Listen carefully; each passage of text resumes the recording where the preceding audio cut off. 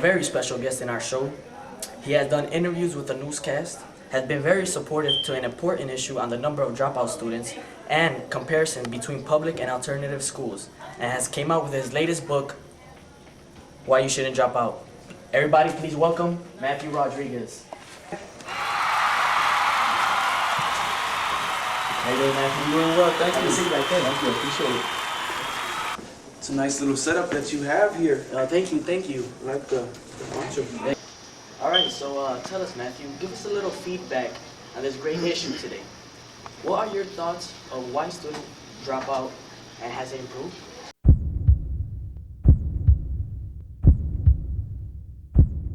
That's a really interesting question.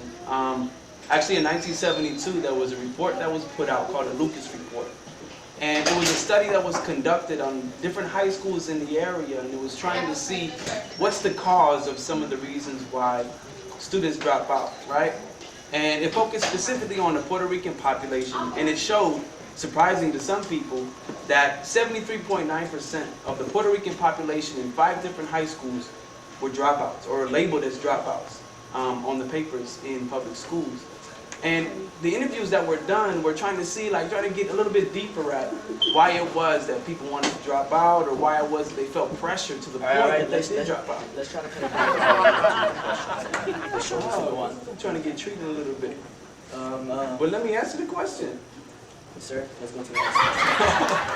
What are your thoughts on public schools versus alternative schools? Because me, coming from alternative school, look at me now. Well, I think it's an interesting comparison. I think that even alternative schools have a lot of differences in them.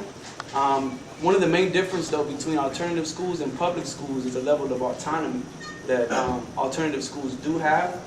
For example, Federal y su Campus, it has as its philosophy the idea of self-determination. It's a really powerful concept, and not many schools are able to say that they can believe in that and try to implement it in their classroom curriculums or even with their engagements with students. So that's one main difference, the level of autonomy. I like that. Who told you to tell me that? Nobody. All right. You came up with that by yourself? Yeah. All right. Y'all believe that? Because I don't. What do you believe should be the message sent out to students to keep them positive about education? And please don't just say stay in school. Well, I would say stay in school.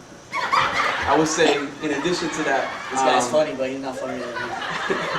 I would say, in addition to that, there's something that was put out by the United Nations in 1948. It's called the International Declaration of Human Rights, and also the International Declaration of Rights of the Child. And what's considered a child is anybody really under the age of 18. And what they're saying is that everybody has a right to a culturally relevant, challenging, and significant educational experience. And I think that number one, if students are not taking advantage of that, or on the other side of it, if they're not challenging the educational system that they're involved with to provide that, then there's something wrong. And I really need to just enforce that and really say that I think it's important that people, students specifically, challenge themselves and also challenge their environments that they're in. Well, Matthew, thank you for being here with us. Yeah. And, Thank you very much. Everybody, Matthew Rodriguez.